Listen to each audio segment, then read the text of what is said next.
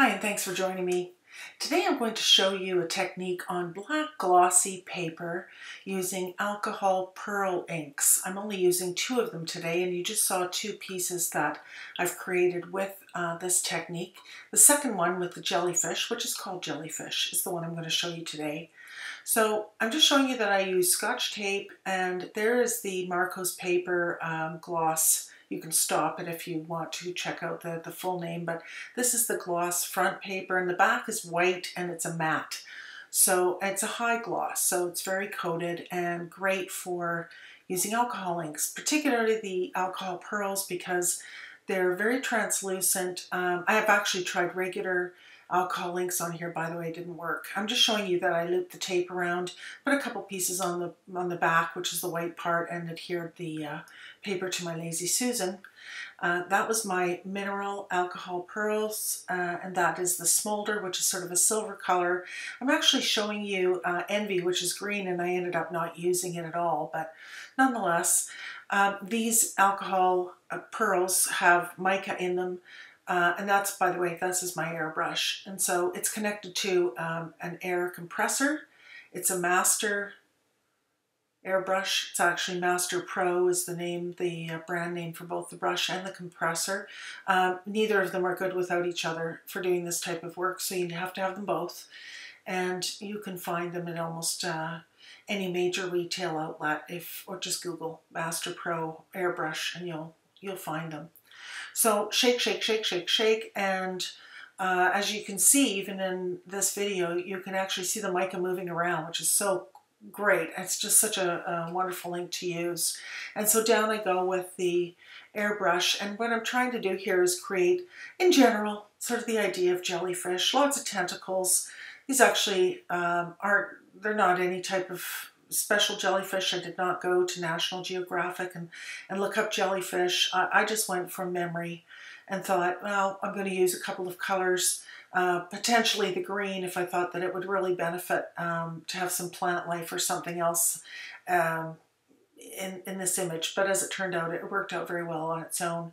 So the technique's pretty simple. I'm dropping a drop of the alcohol pearl ink, and I'm going to get 3 of them in here if I can. So I'm sort of getting an idea of where the next one should take its shape. And I'm really happy with how this is turning out.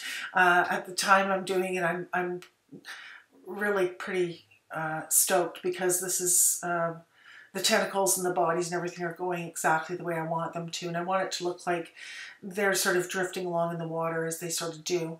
This is the smolder, and again, I'm going to shake it vigorously. You've got to get that ball rolling around inside, and just when you think you've shaken these inks enough, shake them a bit more. Or buy a little electric shaker. I saw one of those recently. Very cool.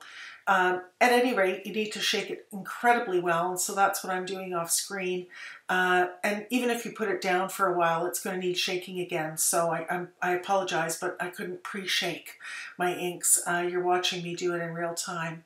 So here what I'm doing is just dropping a little bit further down into the body of that first jellyfish, and I want some differences in the colors. I want there to be contrasts, not huge contrasts, but I really want the smolder kind of silver color to look more like the tentacles that are kind of behind in shadow.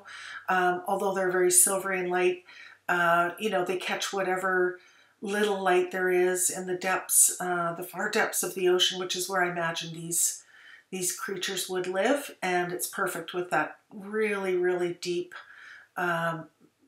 glossy black background, because it really gives you the idea of the depths of the ocean. So it didn't really matter to me if there was a big sort of, as you can see with that blow of the airbrush, there's a big sort of blob there. It doesn't matter. It's going to form part of that jellyfish's body. Jellyfish are really, they're like a big balloon, kind of a big bag full of water, and so they can look quite big sometimes and not so big at others. And so again, I just wanted it to look very organic and natural, and just really make them look as though they are as translucent as this ink allows, which is an amazing thing. And yeah, just pick up what very little water there, or rather light, there would be at the very depths of the ocean where these things would live. So this isn't going to last too long actually, because it's this particular technique is pretty simple, but it's giving you an idea for the fact that when you're blowing air at this particular ink on a surface like this, you'll notice I'm not using any rubbing alcohol or isopropyl alcohol. I'm not using any blending solution or an extender.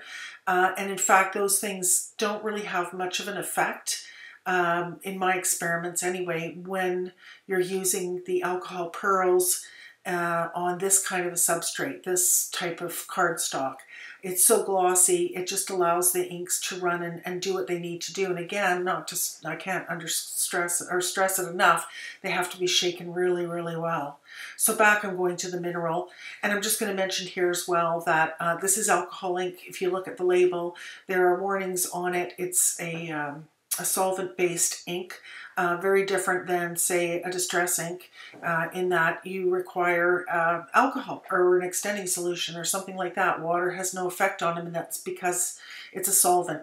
And because it's a solvent, because you're using, not in this particular case, but you're actually using something that has evaporation and things in it that go into the air, you want to be particularly careful around having enough ventilation. Open doors is great. If you can do this outside, that's even better. I do mine in my studio. I have ventilation systems, 2 of them actually, plus I have an open door, and so that's open during the warmer months, and of course closed again when it gets too hot, but nonetheless, I try to do this when I can have the door open, so there's plenty of ventilation. It can be very, very difficult breathing for animals, particularly birds, as well as older and younger people. So that's my PSA for today, but I do want to say it because a lot of people are very excited about these inks, and well, they should be, because they're very cool. But you should understand that there's an element of health risk to them, and that's just an important thing to note. So I've got the 2 of these jellyfish more or less done, and you know, they look different, and they're sort of going the same direction, which is great, but I kind of like things in odd numbers, and so I decided, as I said at the very beginning, that I would like to have 3 of them there. So what I'm trying to do in the next little bit, and just again to give you an idea as you watch me with this airbrush, is that I'm laying down a tiny bit of the smolder, which is that more silvery, just a tiny bit, because I kind of want it to look like the other jellyfish is above this one on the right-hand side. And in fact, the tentacles are even kind of falling down onto it, which is just fine, because it just adds to the dimension when they intersect, right? When their bodies, they're not necessarily hitting each other, but certainly when it looks like their body parts are going in front of each other and so on. And so I'd like the idea of one that was a bit further away and a little bit higher than these 2. And so that's what I'm doing here. I'm just filling in, again, more of those tentacles. And I don't really intentionally send them anywhere. I suppose I have an idea of where I'd like them to go, but as I've said to a couple people, I'm working with alcohol ink, so you can get very good control and do amazing things with them. For the most part, with this technique, it's like herding cats, because it's not impossible, but you need some practice. You need to know where it is, what direction you're planning to go, and kind of hope for the best. That's how I look at it. So the very last one that I will do here is the mineral, which is that kind of reddish tone again. And I'm just going to give the jellyfish on the top, just a bit of a cap, and bring some of the tentacles down. This particular piece of cardstock is not a perfect square. It is going to be mounted, as you'll see from, you probably saw the shot at the front, and you'll see in the closing as well, once this tutorial's done, I'll show it again, that I've actually trimmed it down probably a 1/4 inch, or maybe a little bit more off of the top and the bottom. That's where I'm finished. And yeah, that's a wrap. And then I've mounted them on cards. So I hope you enjoy, and thanks again for joining me here.